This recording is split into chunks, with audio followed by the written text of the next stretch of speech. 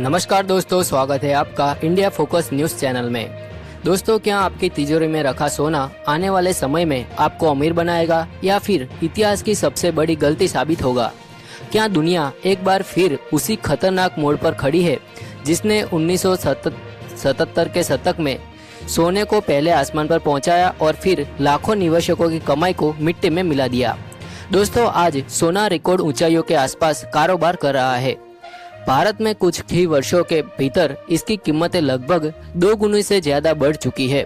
लेकिन इसी बीच दुनिया के कई बड़े वित्तीय विशेषज्ञ एक सवाल उठा रहे हैं। क्या सोने में एक और बड़ी गिरावट आने वाली है? क्या इतिहास खुद को दोहरा सकता है? और सबसे बड़ा सवाल, अगर आपने आज सोना खरीदा है तो आने वाले वर्षों में आपका फायदा होगा या नुकसान? आज के इस विशेष विश्लेषण में हम इतिहास, वर्तमान और भविष्य, इन तीनों को जोड़कर समझेंगे कि आखिर सोने की असली दिशा क्या हो सकती है।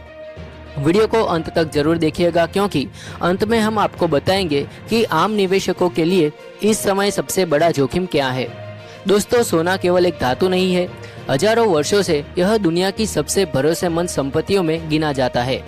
जब भी युद्ध हुए, जब भी आर्थिक संकट आया, जब भी शेयर बाजारों में भारी गिरावट आई, लोगों ने सोने की तरफ रुख किया। इसी कारण सोने को अक्सर सेफ हेवन एसेट कहा जाता है। लेकिन इतिहास बताता है कि सोना हमेशा ऊपर नहीं जाता। ऐसे कई दौर आए हैं जब इसकी कीमतों में वर्षों तक गिरावट देखने को मिली। 1977 का दशक इसका सबसे बड़ा उदाहरण है। उस समय दुनिया में महंगाई तेजी से बढ़ रही थी, तेल संकट था, अंतर्राष्ट्रीय तनाव चरम पर था और अमेरिकी डॉलर पर भरोसा कमजोर पड़ रहा था। ऐसे माहौल में निवेशकों ने भारी मात्रा में सोना खरीदना शुरू कर दिया। परिणाम यह हुआ कि सोने की कीमतों में ऐतिहासिक तेजी देखने को मिली। दोस्तों, अब जरा उस दौर को विस्तार से समझते हैं। 1971 में अमेरिकी राष्ट्रपति रिचर्ड निक्सन ने डॉलर को सोने से जोड़ने वाली व्यवस्था समाप्त कर दी। इस फैसले ने पूरी वैश्विक वित्तीय व्यवस्था को बदल दिया। इसके बाद सोने की कीमतें बाजार की मांग और आपूर्ति के आधार पर तय होने लगी और फिर शुरू हुआ इतिहास का सबसे बड़ा गोल्ड बुल रन। कुछ ही वर्षों में सोना कई गुना बढ़ गया।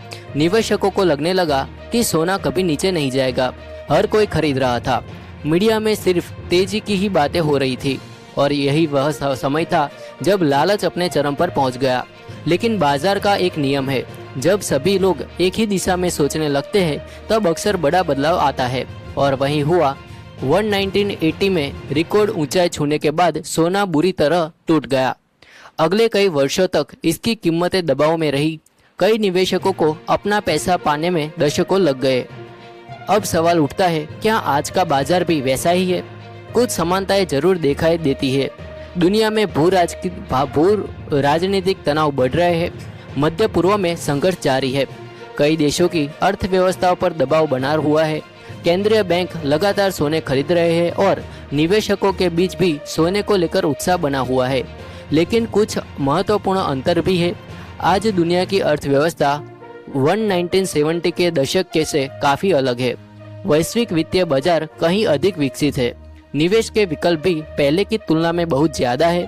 इसके अलावा केंद्रीय बैंकों की नीतियां भी पहले जैसी नहीं है। इसलिए केवल इतिहास देखकर भविष्य का सटीक अनुमान लगाना आसान नहीं है। दोस्तों, आइए समझते हैं कि आने वाले समय में सोने की कीमतों को कौन से बड़े कारण प्रभावित कर सकते हैं। तो पहला फैक्टर, ब्याज दरें। जब ब्याज दरें बढ़ती है तो सोने पर दबाव बढ़ सकता है, क्योंकि निवेशक दूसरे विकल्पों की तरफ आकर्षित होते हैं। दूसरा फैक्टर है महंगाई। यदि महंगाई बढ़ती है तो सोने की मांग अक्सर मजबूत होती है। तीसरा फैक्टर है डॉलर की मजबूती। डॉलर मजबूत होने पर सोने पर दबाव आ सकता है। चौथा फैक्टर है युद्ध और वैश्विक तनाव। जी हाँ दोस्तों, अनिश्चितता बढ़ने पर निवेशक सुरक्षित विकल्प खोजते हैं और ऐसे समय में सोना मजबूत हो सकता है। पांचवा फैक्टर है केंद्रीय बैंकों की खरीदारी। दुनिया के कई केंद्रीय बैंक लगातार सोना जमा कर रहे हैं। यह मांग कीमतों को समर्थन देने का काम करती है। दोस्तों, अब सबसे महत्वपूर्ण सवाल आता है कि क्या सोना फिर से 50% टूट सकता है? सैद्धांतिक रूप से किसी भी बाजार में बड़ी गिरावट संभव है, लेकिन ऐसा होने के लिए कई परिस्थितियों का एक साथ बदलना जरूरी होता है। जैसे कि वैश्विक तनाव कम होना, अर्थव्यवस्था में मजबूती आना, ब्याज दरों का लंबे समय तक ऊंचा रहना, निवेशकों की जोखिम लेने की क्षमता बढ़ना। दूसरी तरफ अगर दुनिया में अनिश्चितता बनी रहती है तो सोना मजबूत भी रह सकता है, यानी भविष्य पूरी तरह एक तरफा नहीं है। दोस्तों, इतिहास हमें एक महत्वपूर्ण सबक सिखाता है। कोई भी एसेट हमेशा ऊपर नहीं जाता, कोई भी एसेट हमेशा नीचे नहीं रह सकता। 1917 के दशक का गोल्ड बूम यह बताता है कि तेजी के बाद बड़ी गिरावट भी आ सकती है, लेकिन यह भी सच है कि लंबे समय में सोना दुनिया की सबसे भरोसेमंद संपत्तियों में से एक बना हुआ है। इसलिए निवेश का फैसला हमेशा भावनाओं से नहीं बल्कि जानकारी और समझदारी से लेना चाहिए। दोस्तों, जब भी सोने की कीमतें तेजी से बढ़ती है तब बाजार में एक बेहद खतरनाक मानसिकता पैदा हो जाती है। लोग सोचने लगते हैं कि अब सोना कभी नीचे नहीं जाएगा। यही वह समय होता है जब सबसे ज्यादा लोग ऊंचे दामों पर खरीदारी करते हैं। इतिहास गवाह है कि चाहे शेयर बाजार हो, रियल एस्टेट हो या फिर सोना, जब भी किसी संपत्ति के बारे में यह कहा जाने लगे कि यह तो सिर्फ ऊपर ही जाएगा, तब निवेशकों को सबसे ज्यादा सतर्क हो जाना चाहिए। 1980 में भी यह हुआ था। लोगों को लग रहा था कि सोना $1000, $2000 और उससे भी ऊपर जाएगा, लेकिन वास्तविकता बिल्कुल अलग निकली।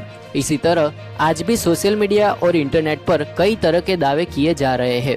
कोई कह रहा है कि सोना जल्द 2 लाख रुपए प्रति 10 ग्राम पहुंच जाएगा, तो कोई कह रहा है कि सोना आधा हो जाएगा। लेकिन सच्चाई यह है कि भविष्य का सटीक अनुमान कोई नहीं लगा सकता। इसलिए समझदार निवेशक भविष्यवाणी नहीं करते, बल्कि जोखिम को समझकर निर्णय लेते हैं। अब एक बेहद दिलचस्प सवाल यह है कि अगर आने वाले समय में सोने की कीमतों में बड़ी गिरावट आती है तो उसका सबसे ज्यादा असर किस पर पड़ेगा? तो सबसे पहले प्रभावित होंगे वे लोग जिन्होंने हाल ही में ऊंचे स्तरों पर भारी मात्रा में खरीदारी की है। अगर कीमतें नीचे आती है तो उन्हें लंबे समय तक इंतजार करना पड़ सकता है।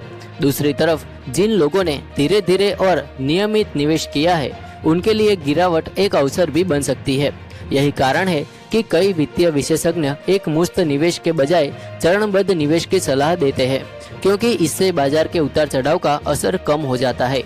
दोस्तों, याद रखिए, बाजार में गिरावट हमेशा नुकसान नहीं होती। जो लोग तैयार रहते हैं उनके लिए वही गिरावट भविष्य का अवसर बन जाती है। अब बात करते हैं आने वाले वर्षों की। दुनिया इस समय कई बड़े चुनौतियों से गुजर रही है। भू-राजकीय तनाव, बढ़ता हुआ सरकारी कर्ज, केंद्रीय बैंकों की नीतियां और वैश्विक आर्थिक अनिश्चितता, ये सभी ऐसे कारक है जो सोने को समर्थन दे सकते हैं। लेकिन दूसरी तरफ अगर वैश्विक अर्थव्यवस्था मजबूत होती है, ब्याज दरें स्थिर रहती है और निवेशकों का भरोसा वित्तीय बाजारों में बढ़ता है, तो सोने पर दबाव भी बन सकता है। यानी आने वाले समय सोने के लिए बेहद दिलचस्प और उतार चढ़ाव भरा हो सकता है। इसलिए निवेशकों को सिर्फ हेडलाइन देखकर फैसला नहीं लेना चाहिए, उन्हें पूरी तरह तस्वीर समझनी होगी। दोस्तों, अगर ये इन्फॉर्मेशन आपको अच्छी लगी हो तो सब्सक्राइब करें और लाइक कर देना। जय हिंद, वंदे मातरम।